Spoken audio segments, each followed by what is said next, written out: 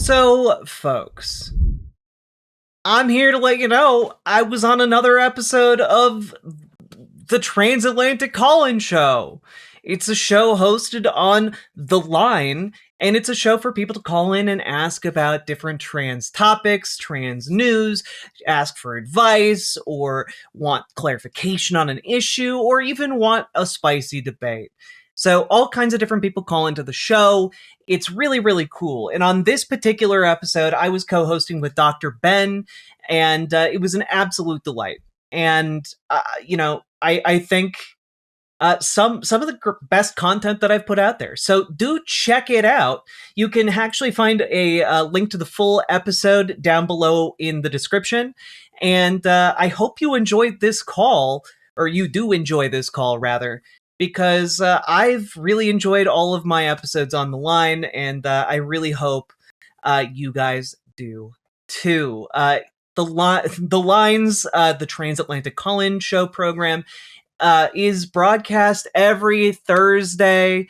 I'm on it, generally speaking, right now, every other Thursday, but go check it out. It's really cool. Also, a bunch of the other people who host shows over there, really cool, really interesting. You might find other programs that you really like. Go check it out. Link down below, by the way, also to the channel, The Line, as well as their Patreon and their merch store. Go support them if you can. And also, folks, like this video and comment on this video and subscribe to this channel if you haven't yet. Go do those things. And also, since there's a link to the original episode down below, consider also leaving a like and a comment and a subscribe over there, because we want this to benefit both programs. So go do the things. Tune in live. I hope you enjoy this call. Let's see what we got. All right, so we're going to talk with Pip, they, them, from the UK. Pip, you are Hello. live on the line with Ben and Riverboat Jack. What you got for us today?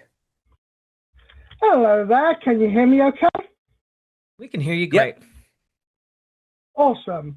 Right. My topic for today is quite something that's been bugging me for a little while, because one of those arguments, that anti-trans arguments, that seems, simple on the surface, but I can't quite wrap my head around, and that's the claim about sex-based rights.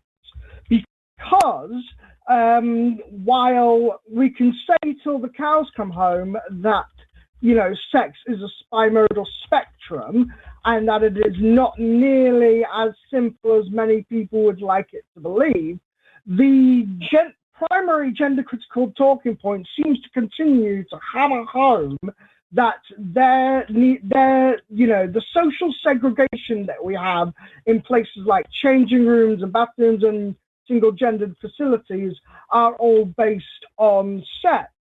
And so they claim that, their sex-based right is being violated if they include trans people.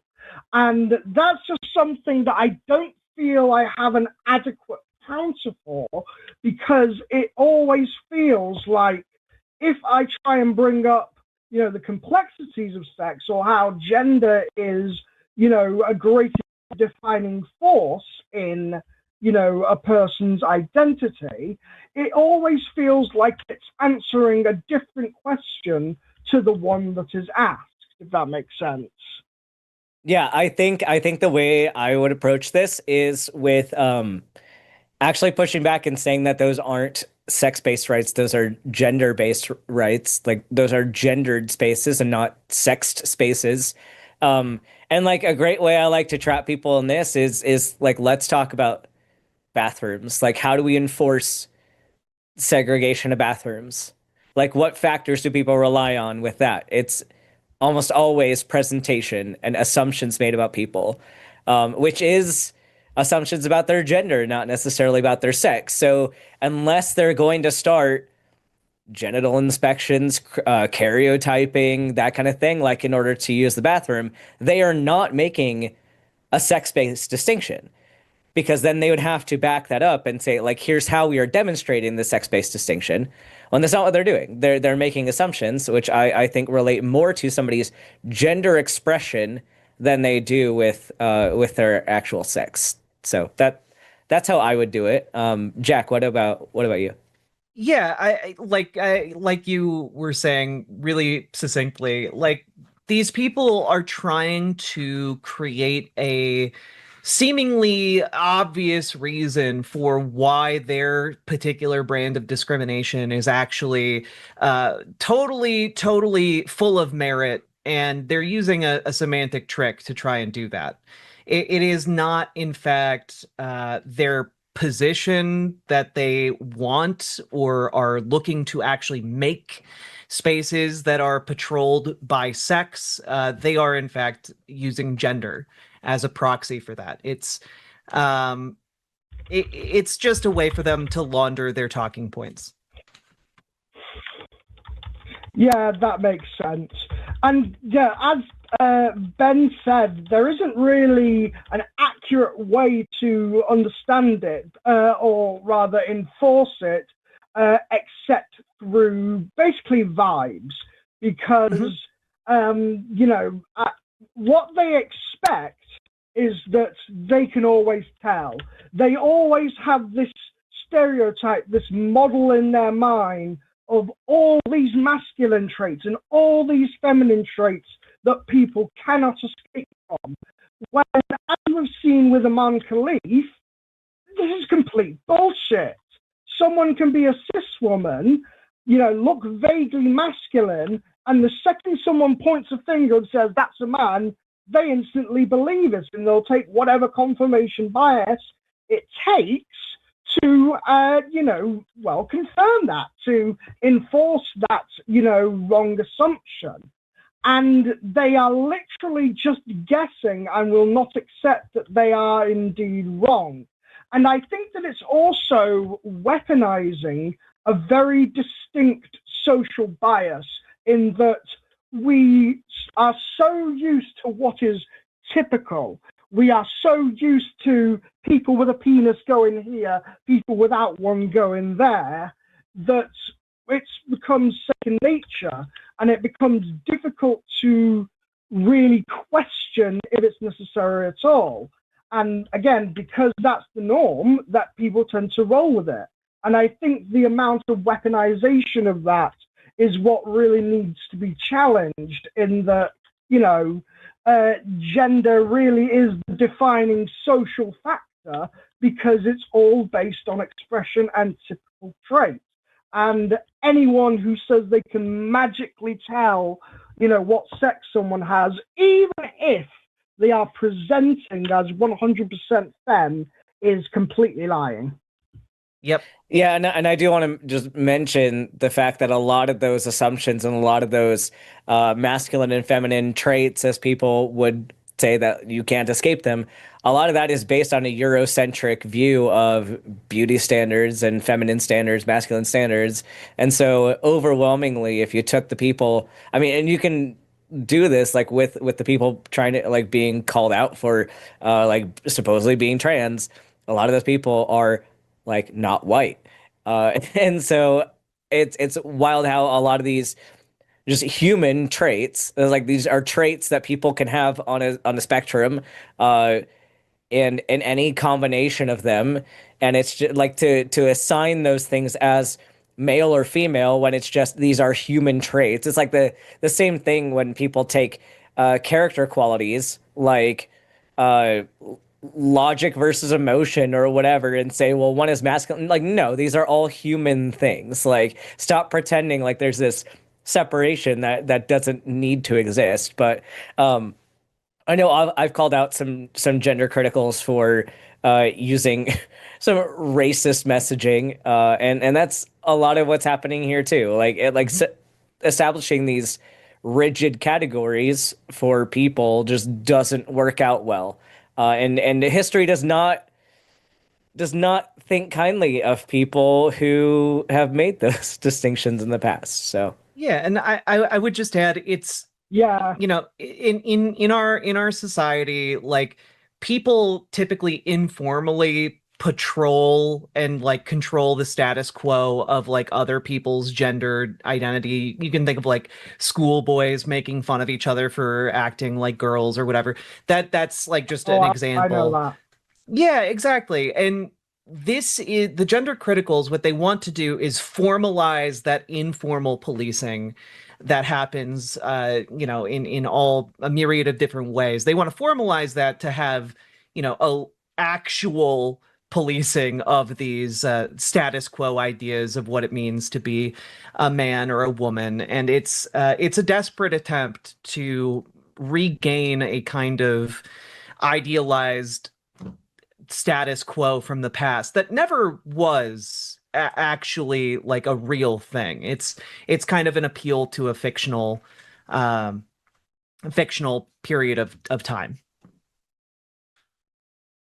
Yeah, and ironically, it's those same standards that actually helped me to understand that I was non-binary.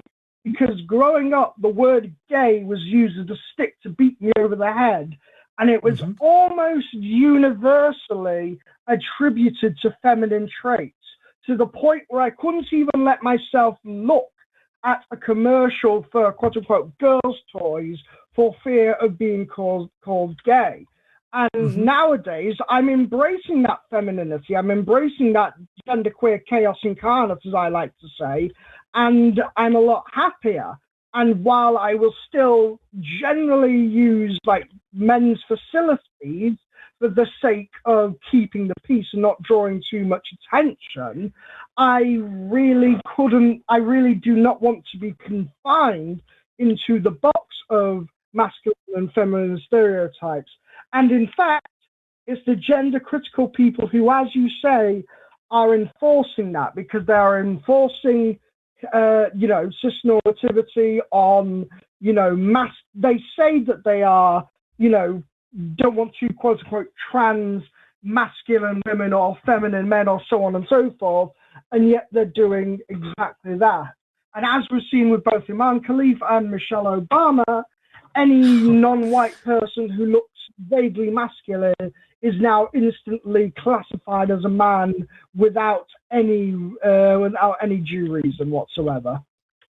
Yeah. And like that is, you can see like the gender critical movement and conservative movements in general embracing that idea and running with it and expanding it to include really anyone that they just want to try and slander, or who they believe is, making the world too woke, there's the whole conspiracy being pushed by Candace Owens that like the first lady of France is actually a secret trans woman. There's like a whole subset of like transvestigation as like a method, and that's kind of been taking off in these gender critical spaces as well.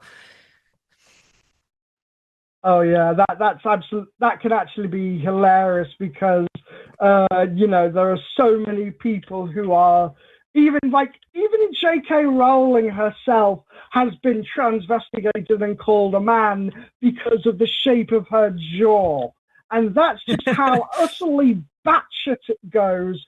And I think that we can and should use that as a way to show that it's an own goal, if you'll pardon the soccer term, show that it's, really proving our point and not the ones that they want to, and just how utterly absurd the whole standard is to begin with. Exactly. Well, thank you very much for this productive conversation. It's really helped me to straighten out things. And I shall leave you with a brief bit of wisdom on why linguistic labels rarely ever make sense, in that a stick of butter is just a loaf of milk. Thank you very much. All right. Well, thank you, Pip. I hope you have a great day. Thanks for your call. Farewell. You too. Bye for now. Bye. Bye. Whew. That was a call. I hope you enjoyed it. I hope you got something out of it. I hope it was cathartic. I hope it was interesting. And also, I hope you leave a comment letting us know what you thought about it down below. You can also leave a comment over on the original episode, of course. Link down below on that one as well. Go subscribe to The Line. Link below. Go check out their Patreon. Link below. Go check out their merch store. Link below. It's amazing, all the different things you can link down there. Who knew? Anyway, do all the things, click all the buttons, leave all the comments. You know the drill by now, and do call in if you have a burning question about trans people. And last but not least, check out ImogeneOlivia.com. It's gender euphoric lingerie designed with trans femmes in mind. It's a really, really cool new brand. Go check them out, ImogeneOlivia.com. Link down below in the description to that as well. It is non-tucking lingerie that is elegant, that is high quality, that is beautiful, and it will fit. So go check it out. Again, link down below in the description. And also go check out Dr. Ben. Dr. Ben's content is great. Go check him out. Go do the things. I believe in you guys. And on that note, let's keep on going. Riverboat Jack is coming to town. All the viewers gather round. Twitch and YouTube is where she streams. All that content is bursting the scenes. Politics, gaming, and plenty more. Her sense of fashion you'll adore. So grab your stuff and hop aboard. We're going straight to Jack's Discord.